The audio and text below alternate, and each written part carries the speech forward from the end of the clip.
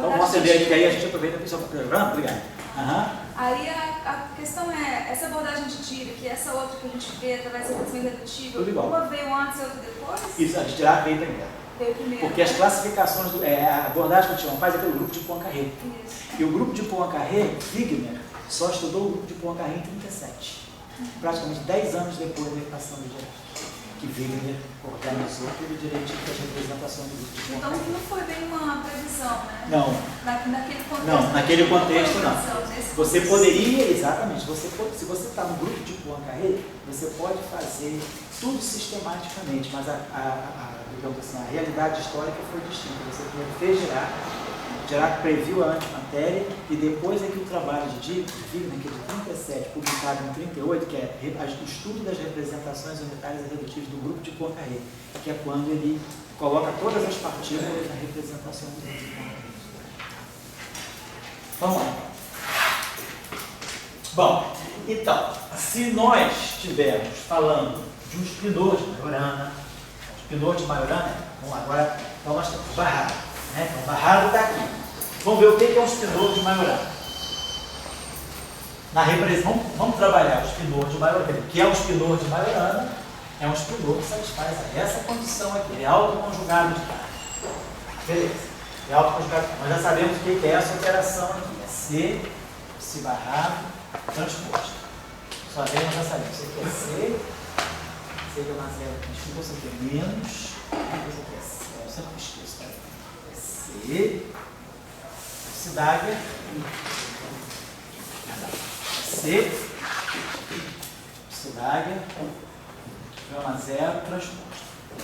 C, gama zero, transposto, é menos gama zero, C,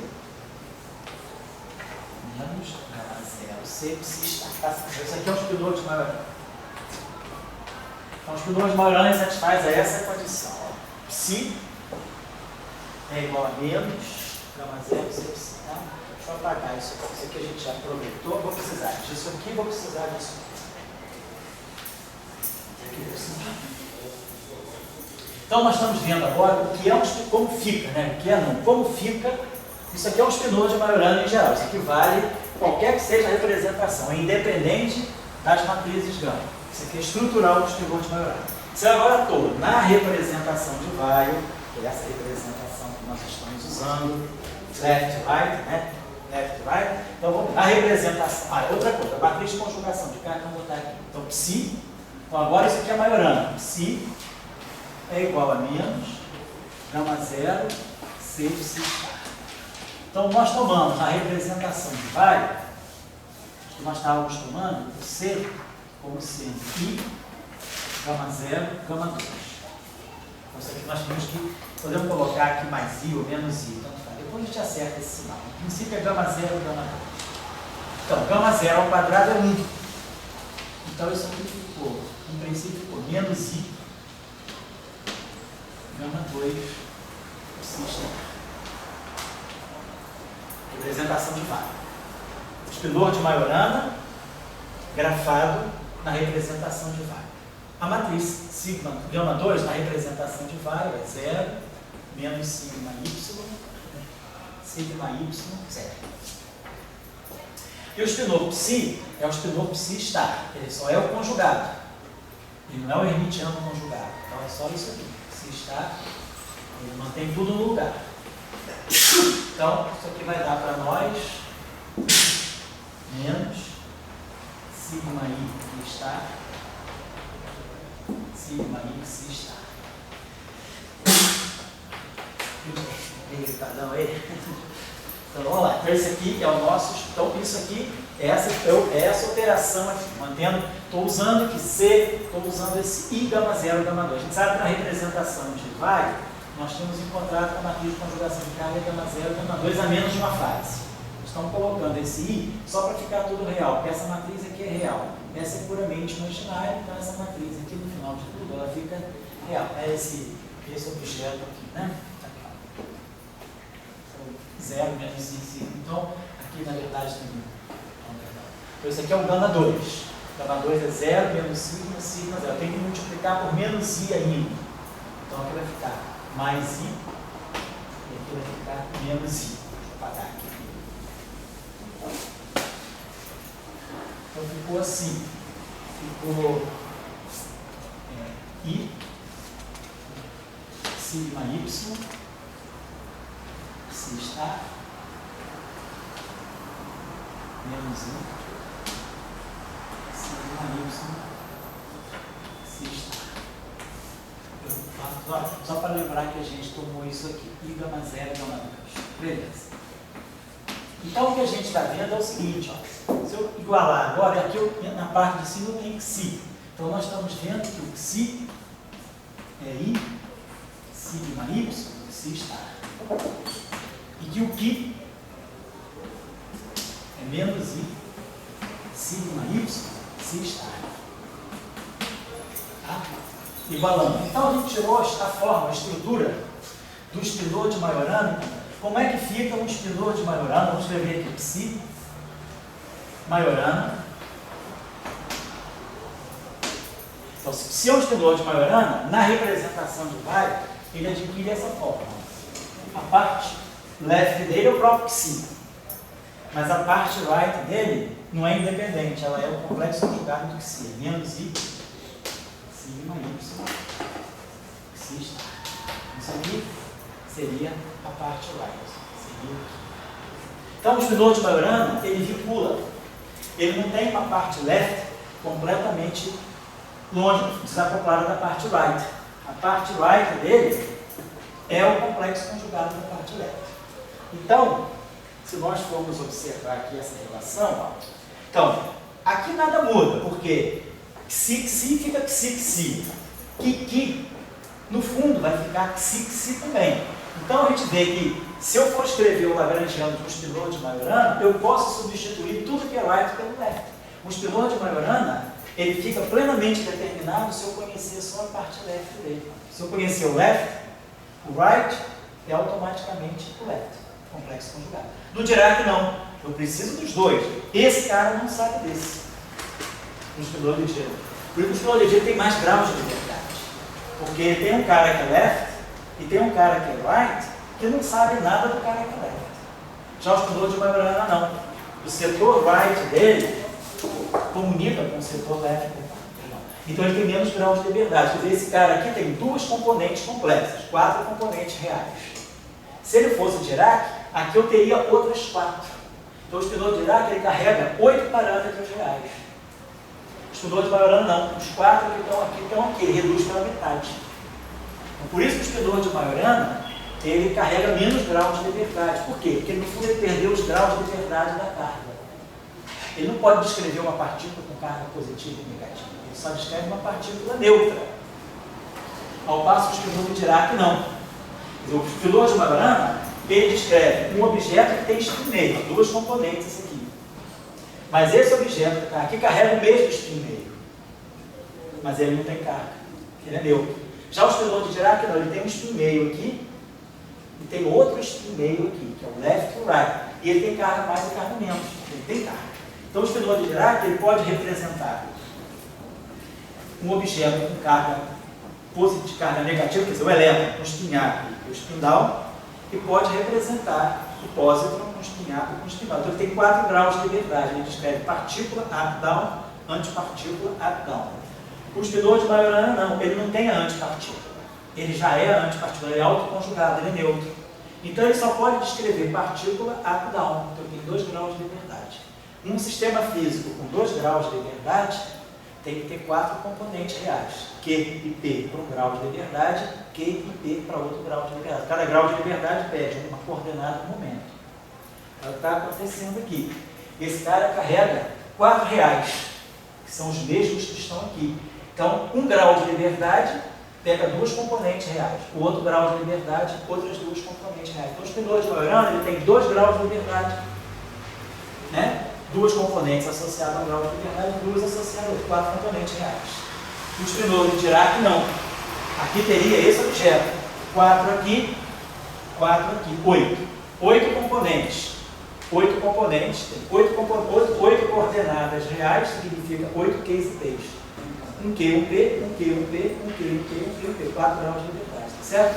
Então, os 4 graus de liberdade físicos do espinor de Dirac, eu interpreto como sendo elétron up-down, pósitron up-down. E os 2 graus de liberdade físicos do Majorana, partido aqui não, porque não tem essa partida. É claro que isso aí. Beleza, então, vamos só mais aqui à frente um pouquinho. Então, esse termo aqui, ele vai começar agora a ficar, ele é um termo de massa que já, se o spinor for de Majorana, ele não mistura left com right. Porque se o spinor é Majorana, essa parte aqui é isso aqui. Então, esse objeto aqui, deixa eu apagar aqui então. O que mais que é importante para nós é isso. Então, se o spinor é Majorana, o que essas duas relações estão valendo. Então, esse termo de massa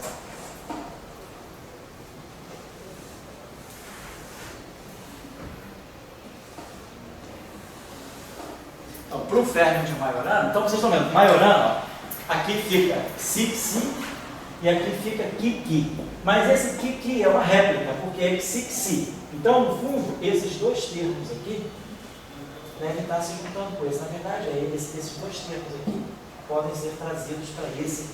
Na verdade, só tem termo para Xi. A mesma coisa na interação. Aqui é Xi e aqui é Ki. Esse Ki fica Xi. Então, um fermo de Majorana, vou botar aqui, né? Ele fica perfeitamente determinado se eu conheço só a parte left dele. O fermo de Majorana ele é equivalente nesse sentido a um fermo de Dirac. Basta saber a parte left dele. Ele tem parte right. O fermo de Weyl não. O fermo de Weyl não tem parte right. Ele só tem parte left. O fermo de Majorana tem parte left e parte right. Mas a parte right é uma réplica da parte left. Aqui, ó. O Majorana precisa dos dois. Mas só que o left and right dele é uma réplica do left. Então, esse termo aqui, ele fica menos Sidager Ki. Então, tem menos esse, né? Menos MC, menos I. Então, fica IMC. Sidager sigma Y sigma. Que no fundo, ó, quem é esse dado? Esse dado é o estado transposto. Então ele é alguma coisa. É o left transposto com left. E essa parte aqui, eu posso colocar aqui, vai ficar a mesma coisa. Esse aqui dá, esse aqui, está aqui, ó, menos I, vai ficar mais I. Vai ficar menos I, MC. Quando eu dagar esse cara aqui, desculpa, o menos I vai dagar, vai ficar mais I. Então aqui esse mais I vai ficar, tinha o menos, fica menos I, tá certo? MC aqui vai ficar Sidag, aí vai ficar esse aqui, quando dagar isso aqui vai ficar Xi transposto, sigma Y, eu dá para o sigma Y, daga o sigma Y, aí é 20 anos, e aqui o próprio Xi. Então, na verdade, ó, eu tenho esse termo somado com esse. Quer dizer, esse termo aqui é o complexo conjugado desse. Tiro o estar disso, tá? Mais I, MC, se transposto estar, sigma Y estar, sigma, então é menos, desculpa, menos, é esse cara aqui, que está aqui, é menos o conjugado complexo desse aqui. Então, na verdade, o spinor de Majorana, a ação de Majorana, quer dizer, a ação de Majorana, escrita na representação de Weyl, ela pode ser colocada completamente. Ou então, qual é a representação? A ação de Majorana, ela pode ser escrita completamente só em função da parte left do campo de Majorana. Está claro isso aí? Então, isso é importante. Porque isso está mostrando um dado interessante aqui do grupo de Lorentz. Isso aqui está me mostrando o quê? Que representação, do ponto de vista da teoria de grupos, o que é isso aqui do grupo de Lorentz? Isso aqui é meio zero. Então, eu estou pegando meio zero. Estou fazendo o produto tensorial pelo próprio. Meio zero.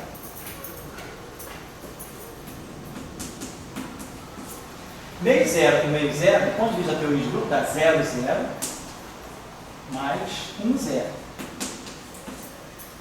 Quando a gente estudar a composição de spin na mecânica quântica, meio com meio dá 0, que é o singlete. Meio com meio dá 1, que é o triplete. O 0, que é o singlete, é a parte antissimétrica. É o up, down, menos up, down, up. É isso? É a composição, ó. essa esfera aqui que é a parte estalar. É isso aqui que é o estalar de Lorentz. Esse termo aqui que é invariante. Esse termo não é invariante, esse aqui não é um estalar de Lorentz. O estalar de Lorentz está aqui. E é justamente esse termo que é crucial. Essa matriz aqui é antissimétrica. Então, essa matriz que aparece aqui direitinho, ela que está, como ela é antissimétrica, ela está roubando a parte antissimétrica, ela está extraindo a parte antissimétrica desse produto, que é justamente a parte antissimétrica que dá o singlete. Então, essa que é a estrutura de um termo de Majorana. O termo de massa de Dirac, o termo de massa de Dirac, ele mistura left com right. Aqui, ó. O termo de massa de Dirac, ele pega o left e o right. O termo de massa de Majorana, não, ele é um termo só left. Então, você consegue formar um termo left só usando o termo de massa, invariante de Lorentz, só usando o left. Por isso que quem estuda neutrino massivo, quando se estuda massa de neutrino, tem dois mecanismos para a gente gerar massa de neutrino. Ou o mecanismo de Dirac, eu posso pensar, o neutrino é um fermo de Dirac. E a massa do neutrino segue esse padrão. Ou o neutrino é um fermo de Majorana. E a massa do neutrino segue esse padrão. Esse é o padrão Majorana.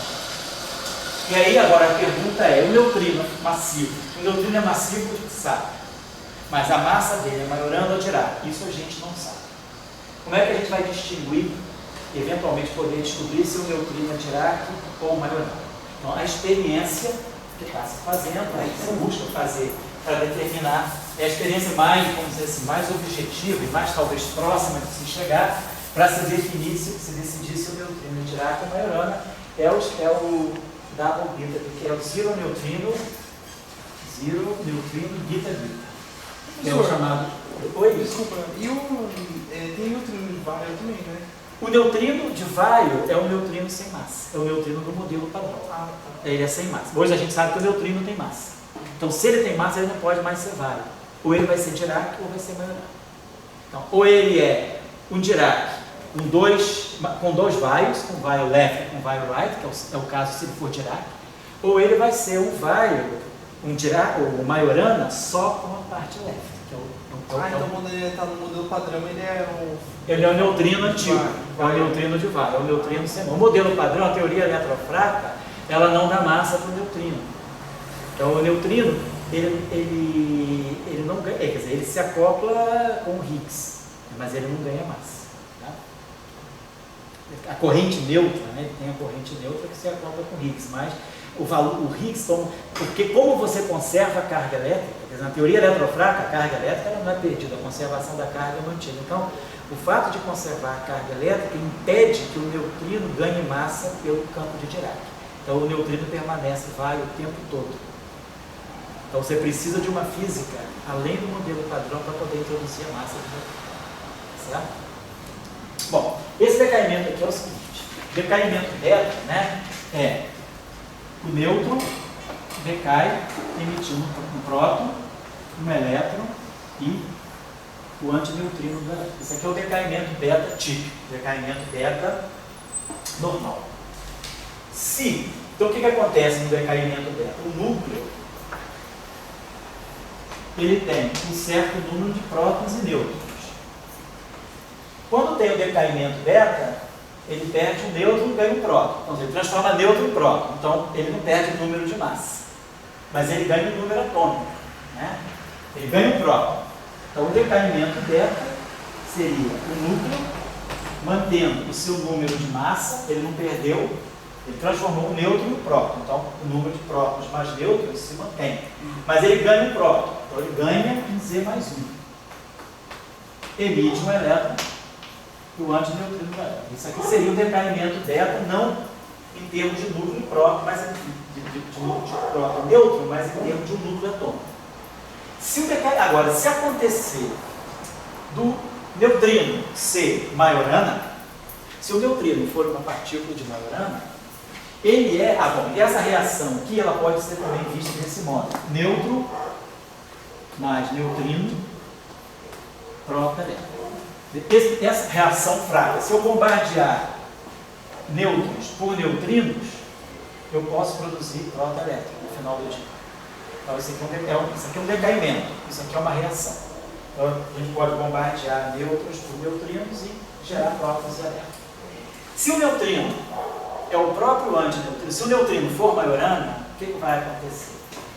Esse antineutrino é o próprio neutrino. Então, se o neutrino é Majorana, o nêutron, ao decair, emite um neutrino, ou um antineutrino, é a mesma coisa, se ele for Majorana. Esse neutrino que está nesse núcleo, então, nesse núcleo atômico, o nêutron decai, transformando-se no próton, emitindo um elétron e um neutrino. Mas esse neutrino, ele pode ser engolido por um outro nêutron e formar um próton. Então, o nêutron emite um neutrino, um antineutrino, mas esse antineutrino é um neutrino, por ele ser Majorana. E aí, esse neutrino interage com o nêutron, dá um próton e um elétron. Então, o decaimento beta duplo é essa sequência aqui. Se nós observarmos que eu tenho um núcleo com A e com Z, no final de tudo, o que nós vamos ter desse processo aqui é esse neutrino sendo absorvido por um próton, dando no final de tudo um próton e um nêutron. Então eu teria dois nêutrons decaindo em dois prótons e dois elétrons. Eu teria um decaimento beta sem neutrino. Então eu teria isso aqui. O número de massas se mantém, mas eu teria um núcleo com número atômico mais 2 e 2 elétrons. Então, esse decaimento aqui é o chamado decaimento beta duplo sem emissão de neutrino, com zero neutrino. Então, esse processo físico, se nós conseguirmos isolar esse processo com a precisão que as medidas pedem, a gente vai conseguir dizer se o neutrino realmente não é um Fermi de Majorana. Então, esse decaimento está sendo buscado. Esse decaimento ele é estudado lá no Gran Sasso, né, no laboratório subterrâneo, lá na Itália, no Gran Sasso, que recebe os neutrinos lá do feixe do LHC. Então, os neutrinos vêm de Genebra por esse tubo de quase 1000 quilômetros, injeta-se neutrino, quer dizer, através desse estudo aqui no Gran Sasso. Mas também tem laboratório na Rússia, tem laboratório na Índia, na China, tentando estudar, verificar se consegue observar o decaimento beta duplo sem emissão de neutrino. Isso aqui seria a prova suficiente para garantir que o neutrino é um neutrino de Majorana. E aí, se o neutrino é Majorana, o mecanismo de massa dele segue esse padrão, certo? Só para chamar a atenção de vocês, uma coisa interessante a respeito dos termos de Majorana. Então, Majorana vai então. Só mais uma coisinha aqui.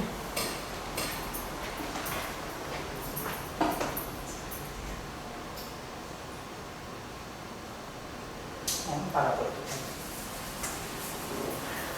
Então, acho que vamos deixar.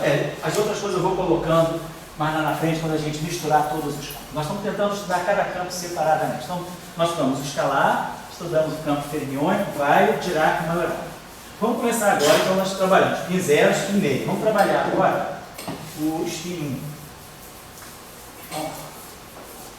Então vamos tentar agora estudar então, as representações. Nós estamos colocando os campos, né, nas representações irredutíveis não unitárias do grupo de Lorentz. 0, 0 é a representação onde nós colocamos os escalares. Meio, 0, nós colocamos os vai left. 0, meio, nós colocamos os vai right. Meio, 0, mais 0, meio, nós colocamos o Dirac.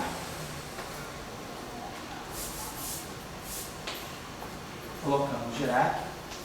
Então, que vai ser um left e um right, e Majorana.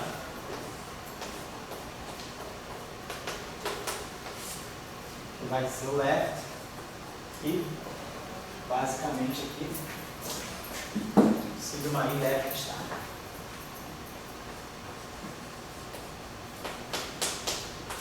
Então essas representações aqui estão bem estudadas, nós já sabemos escrever Lagrangiano, aqui é o vai, aqui é o vai, aqui é o Dirac, então, nós sabemos escrever o Lagrangiano, sabemos escrever as equações de campo. Então, a próxima representação não trivial a ser estudada é a representação meio-meio. Eu botei 0, 0, meio, 0, 0, meio, agora vai botar meio em cada setor. meio no setor I, meio no setor J.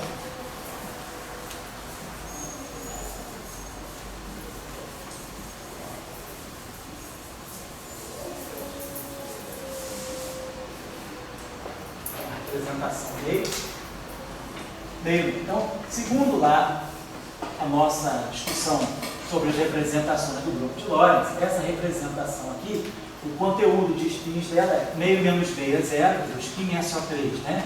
Meio com meio 1. Então ela vai ter essa recomposição segundo SO3.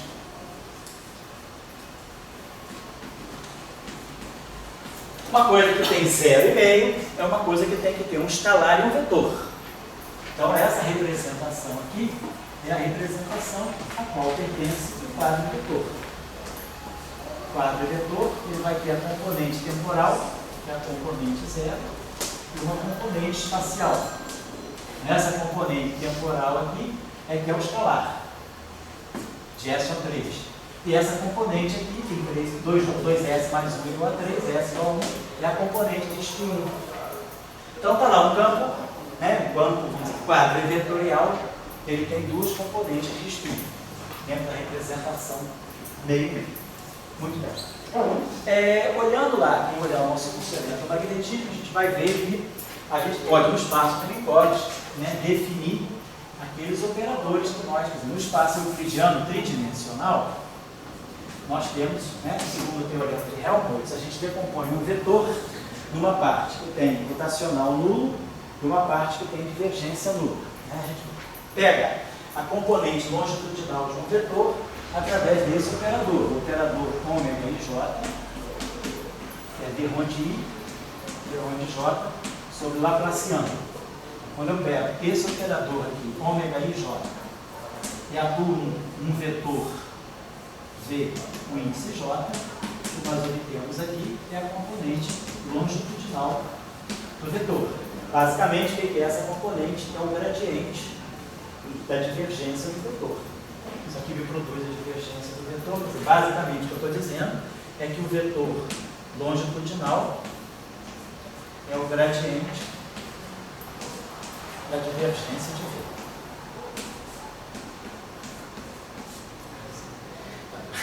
Chamar isso aqui de dado para não ficar aparecendo uma placinha. Então, o vetor longitudinal. Componente longitudinal e do meu vetor.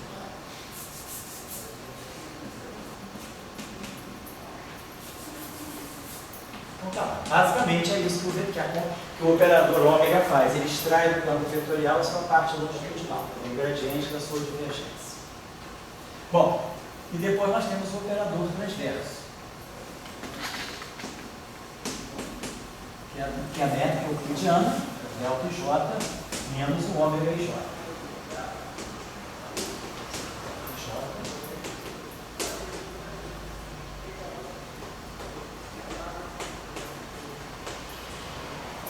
Então, quando a gente pega θ e J, e aplica em WJ, a gente está pegando a parte transversa do meu campo vetorial. Na verdade, o que fazer? Eu estou extraindo do meu campo vetorial a sua parte de divergência. Então, pelo teorema de Helmholtz, o que sobra é a parte que tem rotacional. Estou tirando a parte longitudinal, está me sobrando a parte de rotacional. Se eu tirar o rotacional desse campo dá zero, e se eu tirar a divergência desse campo dá zero. Se eu tirar o DI desse objeto aqui, fica uma identidade, dá zero. Então, o que a gente sabe é que o rotacional, esse aqui é o WL, entendeu? Então, o rotacional da parte longitudinal é zero e a divergência do vetor transverso é zero. Então, pelo teorema de Helmholtz, eu decompuso o meu vetor em duas componentes, uma parte longitudinal e uma parte transverso. Esses são os operadores, né, que satisfazem aquela álgebra de projetores, né, no espaço euclidiano tridimensional. São os operadores de projeção de SO3. São realmente operadores de projeção porque eles são idempotentes. Se eu multiplicar ômega por ômega, eu ganho ômega. Se eu multiplicar θ por θ, eu ganho θ. Se eu multiplicar ômega por θ por ômega, eles são ortogonais, eu ganho zero. eu tenho a relação de completeza, θ mais ômega igual à identidade. Então, isso aí me dá os operadores de projeção. Você está bem feito em detalhe, você é rapidinho lá no curso de elétron, na parte que a gente estuda teorema de Helmholtz. Bom, vamos para o espaço mitótico. Vamos para o espaço mitótico, fazer a mesma coisa, só que agora com índices, né, de 0 a 3. Então, no espaço mitótico, nós vamos ter o operador ômega mini, que é o que vai definir o objeto transverso, longitudinal, dni, só que agora o que fica no lugar da Laplaciano ou da Lambertiano, no espaço mitótico, Laplaciano, Lambertiano. Então, θ mini, agora é a métrica de mitótico, menos ômega mini.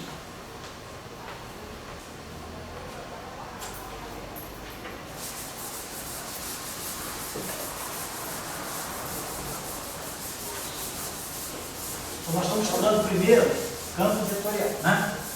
Vou começar agora. Quero mostrar para vocês como é que a gente pode... Nós não sabemos nada sobre o campo de Maxwell. Nós queremos chegar às ideias de Maxwell através do grupo de Lorentz. Nós estamos trabalhando na representação meio-meio do grupo de Lorentz. E aí aqui eu tenho duas possibilidades. Se eu aplicar ômega mini ao meu campo vetorial,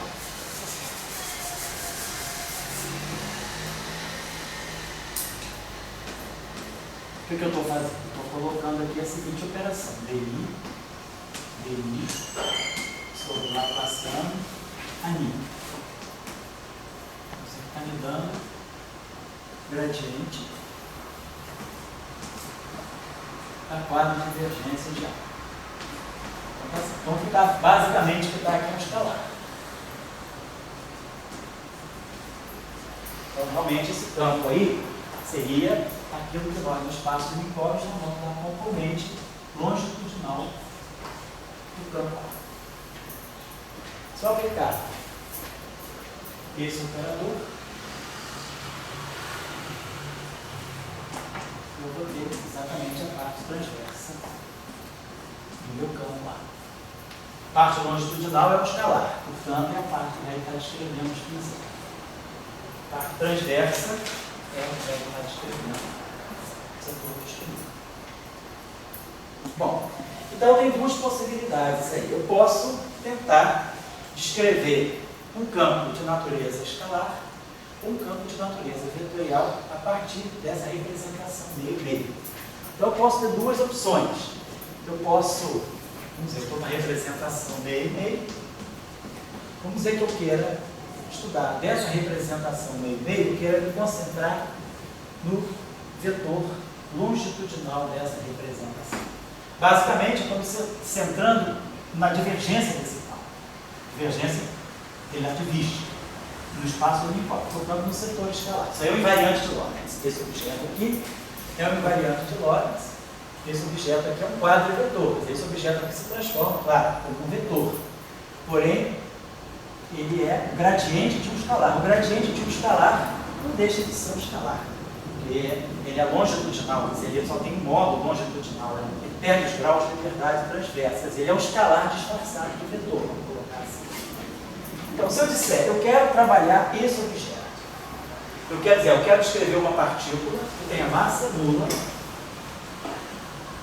e que tenha spin zero, quero escrever um setor escalar. Então, eu vou atribuir essa equação de campo a ela, da Lambertiano, do A longitudinal mi igual a zero. Então isso aqui deve ter um significado que represente essas linhas em posições. Isso aqui da relação de dispersão que sai daqui é o K2 no espaço de Minkowitz igual a zero. O que está saindo daqui é ômega 2 sobre C2 menos K2 igual a zero. Então, a relação de dispersão que está saindo daqui é a relação de dispersão típica daquilo que, na versão corpuscular, vai representar uma partícula com massa de repouso nulo. Então, beleza, vai estar descrevendo um objeto de massa nula. E, ao mesmo tempo, esse campo, o conteúdo dele é meramente um escalar. Então, isso aí deve estar representando para mim, de uma certa maneira, um bom começo para eu dizer, eu vou descrever uma partícula que se propaga, né, que tem massa de repouso nula e seja escalar, numa descrição covariante. Então, vamos colocar aquelas... que é a parte longitudinal. Isso aqui é o D'Alembertiano. Como é que eu projeto a parte longitudinal? É dmi, ani, sobre D'Alembertiano, igual a zero. Então, essa equação aqui está me dando aqui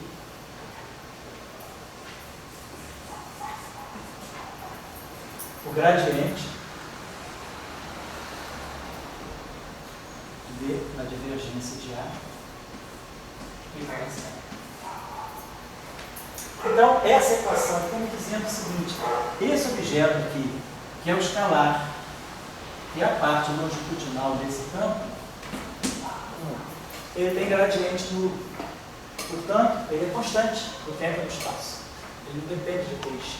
Então, essa equação aqui não dá propagação. Esse cara não propaga grau de liberdade. Ele está me dizendo simplesmente que esse φ tem gradiente duplo. Então, a DDT dele é zero e o DDX dele é zero. O gradiente dele é zero.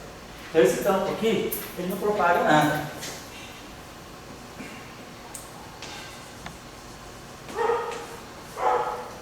Não escreve grau de liberdade físico. Deu um campo? Eu nem propago. Fala. É isso daí, tem que dizer que na eletrodinâmica, todo fóton quantizado na carga de informação tem spin por 1. Isso. Pode o spin 0 ele está parado. A parte de zero é congelada. Vamos ver agora a parte transversa. Se eu falar agora, não, eu quero dessa representação extrair o setor de spin 1. Eu sei que o setor de spin 1, do ponto de vista relativístico covariante, está na parte transversa. Certo?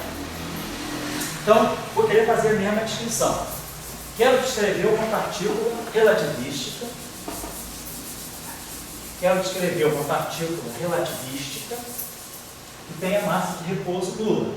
Então, tá legal. Massa de repouso nula, eu já sei que é D'Alembertiano igual a zero. Spin 1 está contido na parte transversa.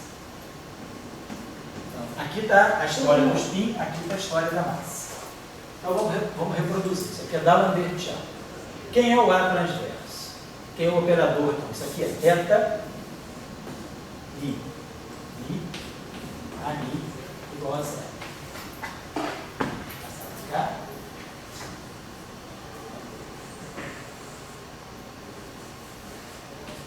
Então, vamos lá. D'Alembertiano, delta, mi, menos di, sobre box, ali, igual a zero.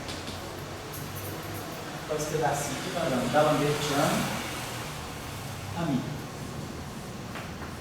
Esse pedacinho aqui está dando menos di,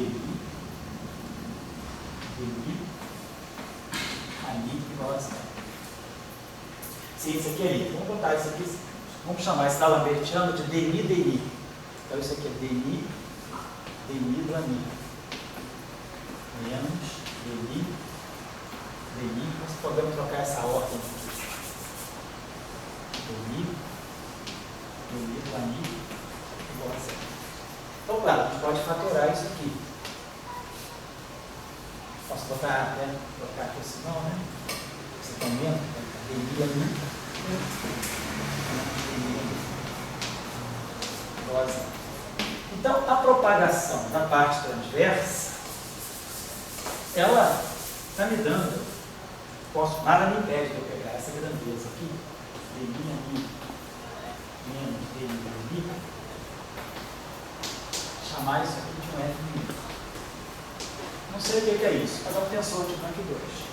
E aí a equação que eu tenho é dmi de F', eu tenho isso aqui, dmi de F' igual a zero. Claro, essa equação aqui é assimétrica.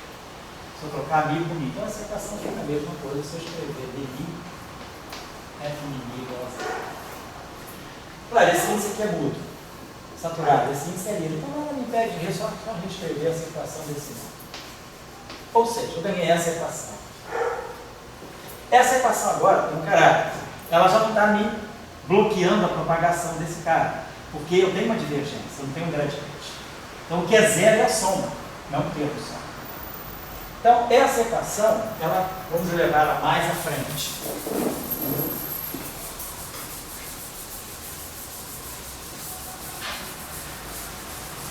Essa equação, vou definir então um objeto com essas características, né? Um objeto f', que seja dI'Mi menos dI'Mi. Eu vejo que esse objeto aqui tem potencialidade. Vamos pensar que esse AMI, né? Pensar que esse AMI seja esse objeto aqui, A0.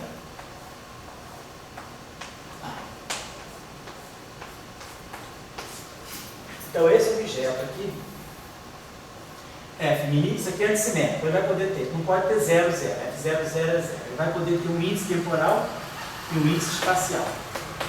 Isso aqui vai ser para nós d0, aí, menos dI a 0. d0 é 1 sobre c, né? ddt. O aí embaixo é menos o A euclidiano, é menos o A vetor. Né?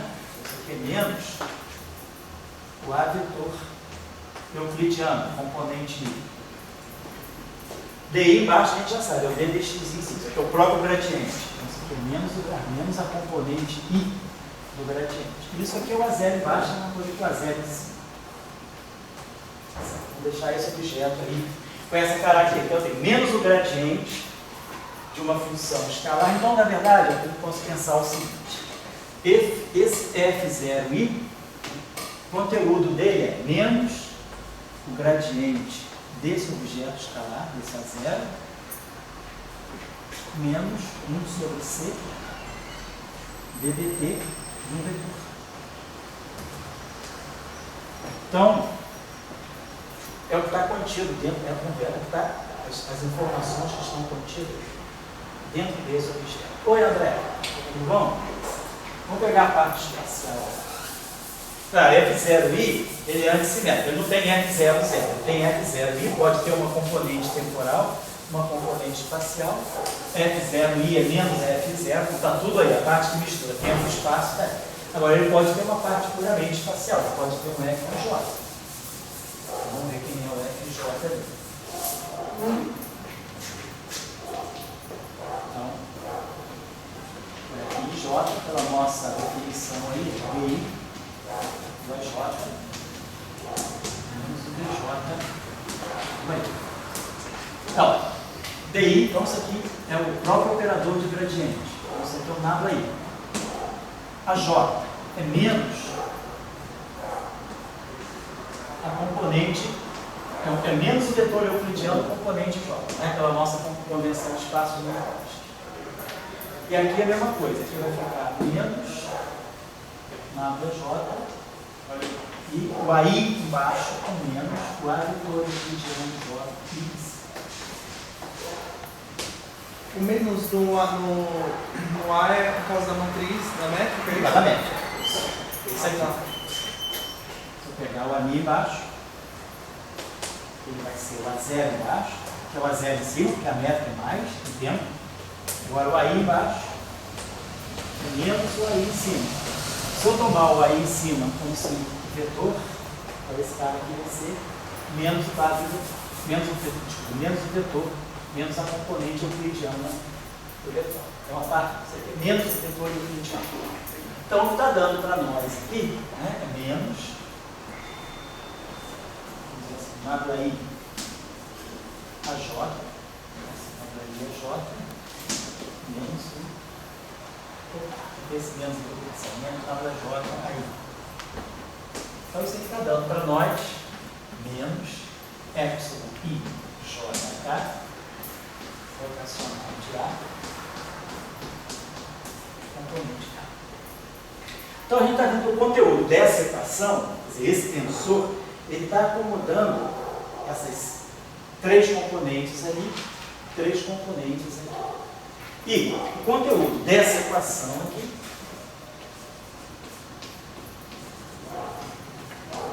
se o ni for igual a zero, vamos pegar o primeiro caso. Ni igual a zero. Ni igual a zero, eu vou ter DI, F e zero. Igual a zero. Então isso aqui está me dando a divergência desse vetor aqui. Esse vetor aqui, ó.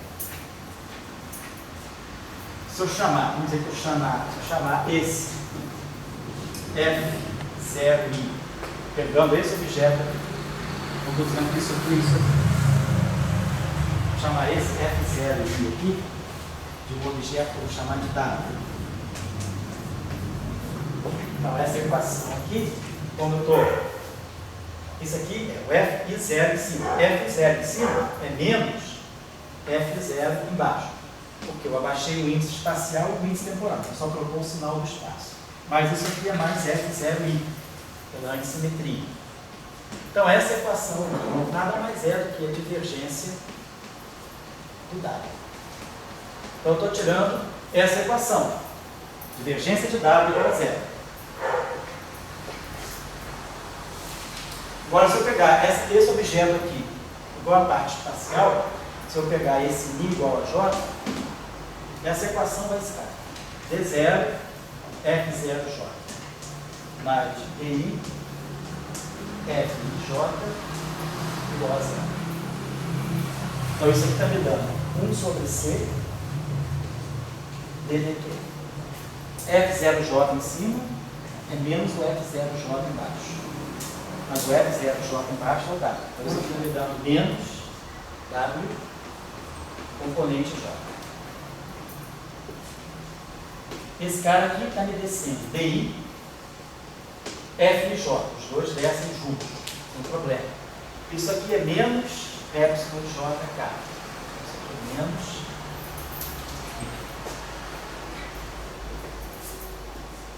epsilon I JK rotacional de A componente K, igual a zero. Vamos chamar isso aqui de menos epsilon I JK vetor de YK. Vamos dizer que o Y seja o rotacional de A. Então, essa equação aqui, isso aqui está me dando menos, isso aqui tem menos, mas isso aqui está dando menos o rotacional do rotacional de A. Está dando menos o rotacional de Y. Isso aqui é menos Y, rotacional de Y igual a 1 sobre C ddt do lado. Essa equação aqui está me dando isso aqui. Rotacional do Y igual a 1 sobre C ddt do lado. Temos essa equação aqui. Temos essa equação. Vamos em frente. Esse objeto aqui, ele satisfaz uma identidade.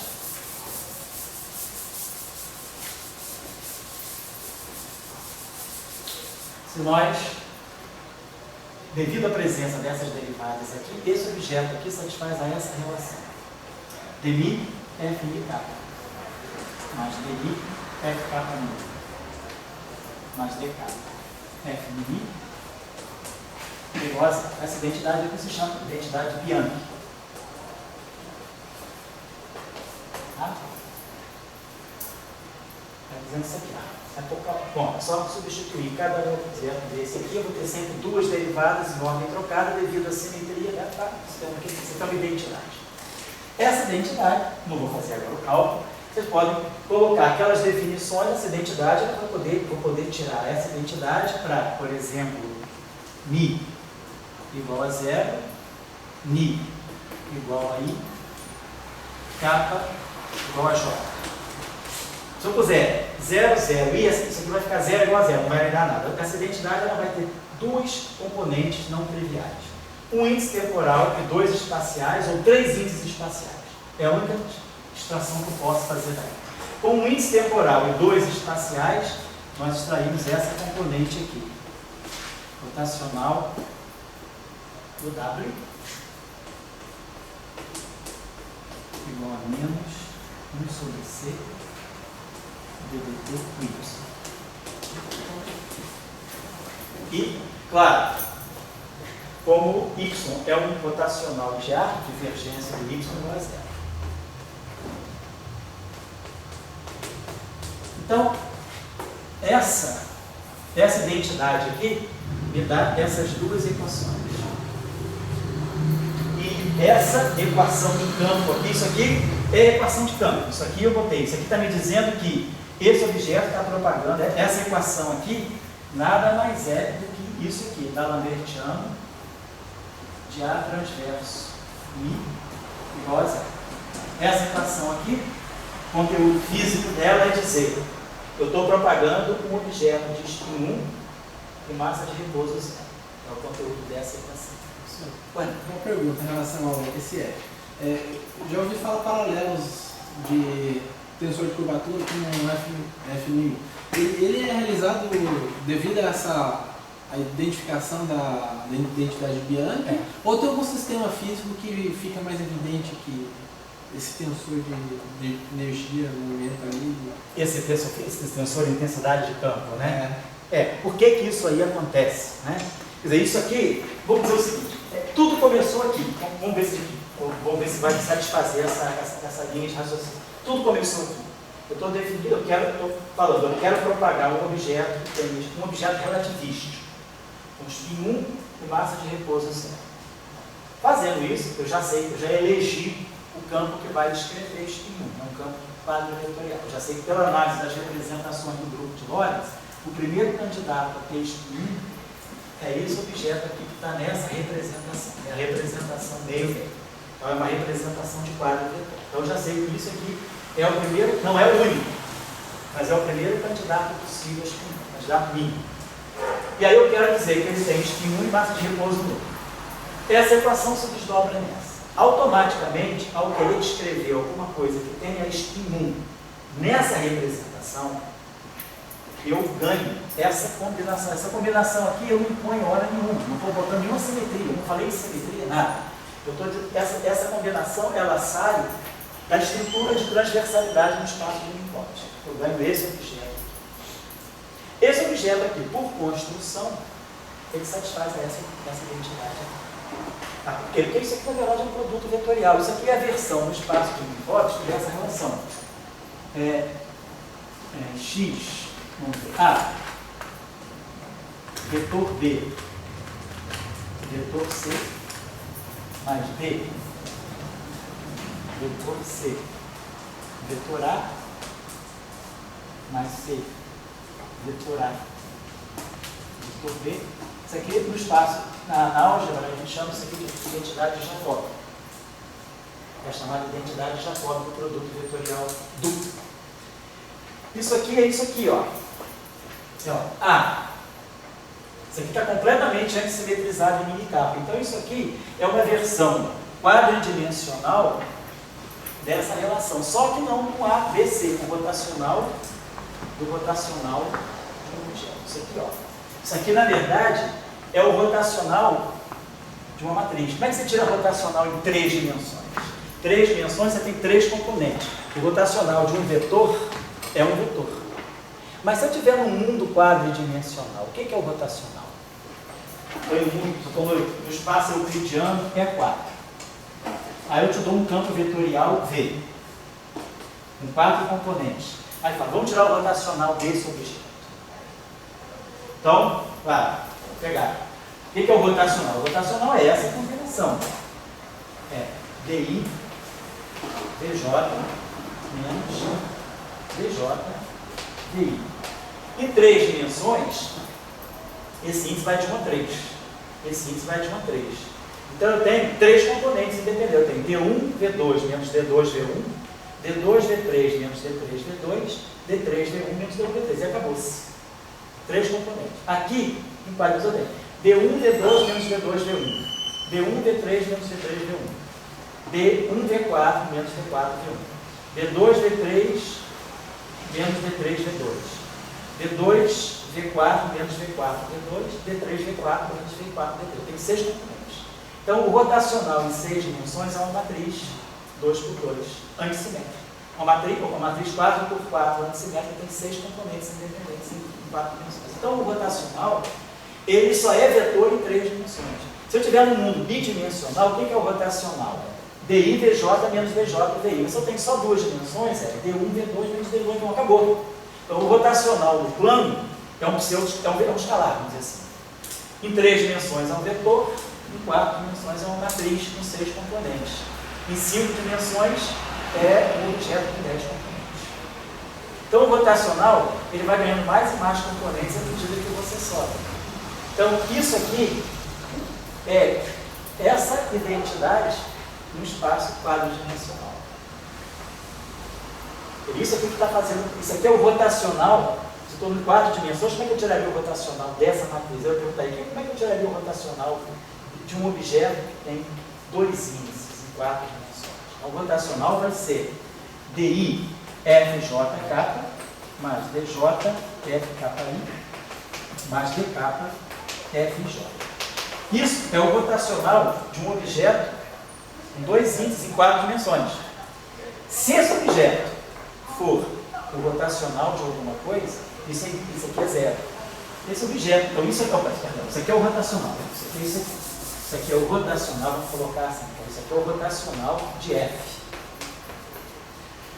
Isso aqui é completamente antissimétrico. Então, um objeto completamente antissimétrico de rank 3 em 4 dimensões, ele tem combinação de 4, 3 a 3 elementos. Tem 4 elementos. Então, quem é um vetor em 4 dimensões não é o rotacional de um vetor, é o rotacional de um campo matricial. É isso que é um vetor. Então, esse vetor, ele tem esse rotacional. Mas se esse vetor for o rotacional de alguém, isso vai dar uma identidade para você, fica igual a zero. Então, isso aqui, essa identidade de Bianchi, ela simplesmente está te dizendo que você está tirando o rotacional de alguém que já é o rotacional de um vetor. Por isso que isso aqui é zero. Quem conhece formas diferenciais, isso é o lema de Poincaré. Isso está dizendo que toda forma que é exata, automaticamente ela é fechada. Então é uma identidade. É essa que é a identidade.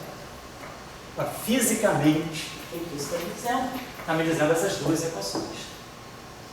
E aí o que a gente observa é que essa afirmação tão parece pueril, tão inocente, uma partícula, um objeto de spin 1, com massa zero, ela se desdobra em 4 equações que ninguém mais é inocente para não reconhecer as equações de Maxwell.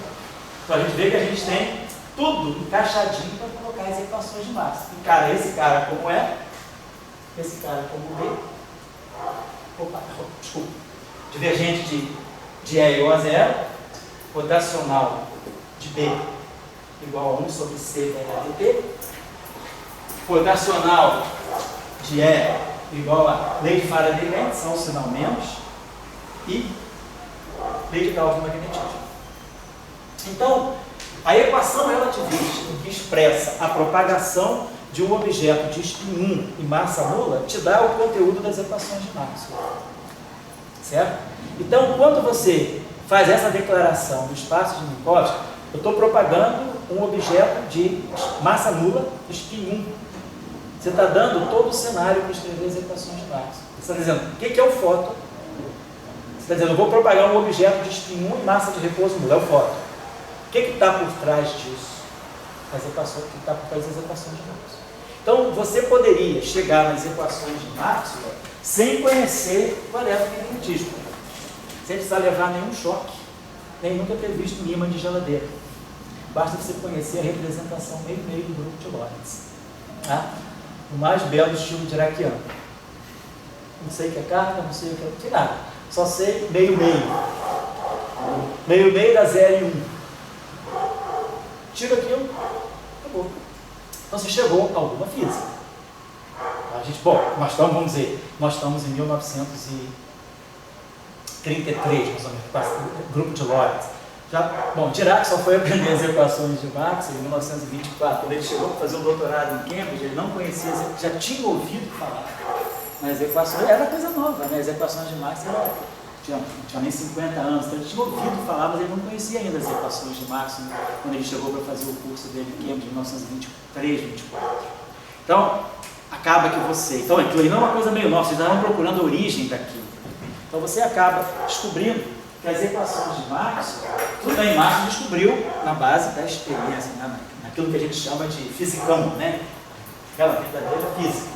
Dirac pode, ou Dirac, Wigner, na verdade, você pode redescobrir toda a história, né, de Maxwell, de Faraday Lenz, né, de Oersted, todo mundo que mexeu com corrente, cara, toda aquela fenomenologia de quase todo o século XIX, você elimina, né, 100 anos de trabalho colocando essa equação. Então, a estrutura do eletromagnetismo, ela já está automaticamente dentro de uma representação do grupo de Lorentz. É você que tem que saber o que aquela representação está te dizendo. Leia a representação que ela te diz tudo. Eu estou colocando dessa maneira meio radical, né? Quem está me assistindo deve estar me achando meio maluco também, né? Ninguém ensina a física dessa maneira, mas eu estou dizendo para vocês que a gente também pode ver a física dessa maneira. Se você não descobriu um fenômeno, você só vai descrever ele se alguém descobrir. E a tua imaginação? Né? Afinal de contas, o universo hoje, 95% do universo são escuros. Então, se eu for falar só de 5%, você não tem emprego nunca, né, querida? O meu emprego se deve à parte escura do universo. Então, a parte escura, né? Às vezes a gente tem uma coisa mais abstrata. Claro, isso é uma lição simples, né? Mas eu estou refazendo o eletromagnetismo dessa forma. Mas eu pergunto, e o que será que eu posso tirar alguma física de outras representações do grupo de Lorentz? E se eu pegar, por exemplo, essa representação? E se eu pegar essa representação? Tem física aí? Eu não tirei Lorentz, eu não tirei as equações de Maxwell aqui? Será que sai alguma coisa daqui? O que eu tenho aqui? Aqui eu tenho spin meio e spin 3 meios. O que eu tenho aqui? Aqui eu tenho spin 0, spin 1, spin 2. O que eu tenho aqui? Spin 0, spin 1. O que eu fiz com esse spin 0? Vi que ele não representa nada. Nessa representação, esse spin 0 ele está banido. Só tem chance de ter física no spin 1. Tudo isso aqui é o spin 1. Spin 0 deu simplesmente constante. Campo congelado. É o fóton escalar. E aqui? 0, 1 e 2. Você já ouviu falar dos spin 2. Que gosta dele. Aqui, ó. Sabe que eu tiro as equações de Einstein aqui? Tiro. Se eu fizer só isso aqui, eu chego a essa equação, tá? Então, eu redescubro as equações de Einstein sem precisar fazer relatividade geral. Eu trabalho essa representação, vejo como é que eu posso propagar, eu boto a equação da Lambertiana de algum objeto que vai ter spin 2 igual a 0. Dessa equação, eu chego. E aqui? Aqui eu consigo dar uma vida para esses spin 3 meios? Daqui eu tiro a supersimetria. A supersimetria ela sai naturalmente daqui. Daqui sai a relatividade geral. E daqui saem as equações de Maxwell, sai o eletromagnetismo. Então, a gente, dentro das representações do grupo de Lorentz, pegando cada campo relativístico, nós vamos poder construir cada representação e cada fio. Vou terminar a aula de hoje falando dos spin 2. Eu deixo o spin 3 meses para a próxima aula. Você queria não? Alguém quer não, foi só para ver se eu entendi essa parte do você está falando, se você fizer para o 1, o 0 morre do mesmo jeito, você está congelado também. Isso, tá congelado. Mas o 1 você tira na mão. Não, também congela. Ah, 1 também fica congelado? Fica também congelado. Você tem uma simetria mais estendida. Semana que vem eu vou falar do papel da simetria. Eu vou falar do teorema de Noether, na forma relativista. Aí nós vamos ver por que as simetrias elas congelam o grau de liberdade. Certo?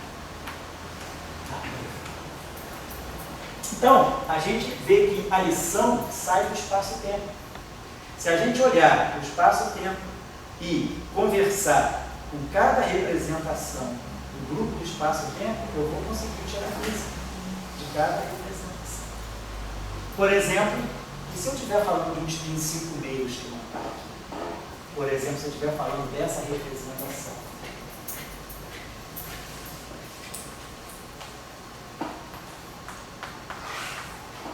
2 menos meios dá 3 meios. E 2 mais meios dá 5 meios. Sabe que eu consigo fazer física para essa representação? Consigo até fazer um certo ponto, mas eu não consigo. O problema, nós temos um problema aqui hoje. Não se tem ainda na teoria física para essa representação interagir. Esse campo, a gente só consegue entender esse campo como um campo livre. Colocar interação, eu sempre entro em conflito com causalidade. A não ser que eu abra mão da noção de partícula e eu passo para uma noção mais estendida que é a teoria de corda.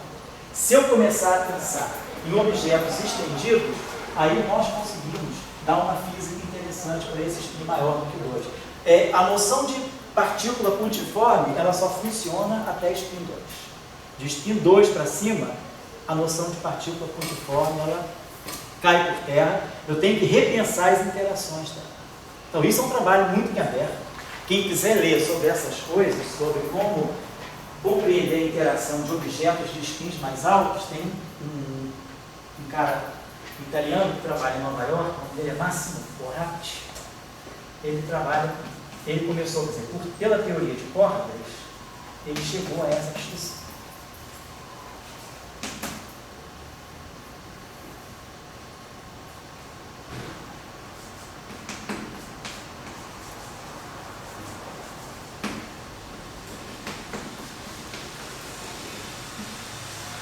Ferrara, Porratti e Telegde, eles têm uma série de trabalhos interessantes, mas o Porratti segue trabalhando nisso.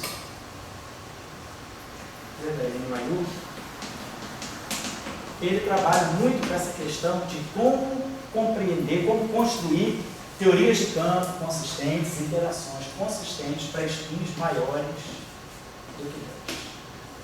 Então, isso é uma linha de trabalho bastante interessante, tem muitos desdobramentos na Terra. E, claro, talvez para entender a física desses objetos com spin maior do que 2, eu precise buscar algumas efeitos, eu preciso buscar efeitos nas teorias de cordas. Então, o Porratti tem feito uma série de trabalhos muito interessantes sobre propagação de partículas de objetos com spin que eventualmente tivessem maiores do que 2. Mas eu estou só colocando essa discussão para mostrar para vocês que as representações do grupo de Lorentz, elas vão separadamente contando cada história para nós. Vocês viram, como é que eu cheguei na equação de Dirac?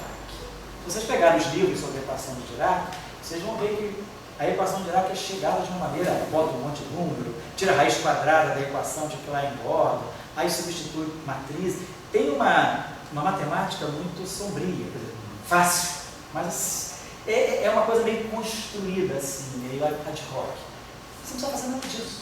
O que nós fizemos aqui? Nós falamos, eu quero propagar uma partícula de spin meio, está sempre com o spin alinhado com a direção de movimento. Ou uma partícula de massa zero que tem um spin anti-alinhado com a direção de movimento. Beleza. Agora eu falo, e se eu tiver uma partícula que tenha as duas componentes, uma alinhada com a direção de movimento e a outra não alinhada com a direção, desalinhada com a direção de movimento, oposta? Como é que eu acoplo essas duas representações? Desliga a equação de Dirac. Então, a gente vê que a gente construiu a equação de Dirac de primeiros princípios. Eu não precisei introduzir álgebra de Clifford, nem tirar a raiz quadrada de D'Alembertiano. Nós olhamos as representações do grupo de Lorentz. Então, as representações do grupo, elas dizem tudo para a gente. Dado um espaço-tempo e dado o grupo de isometria daquele espaço-tempo, quem é o meu espaço-tempo? É a minha incógnita. Quem é a minha meta? É o eta mini. Quem é o grupo de isometria?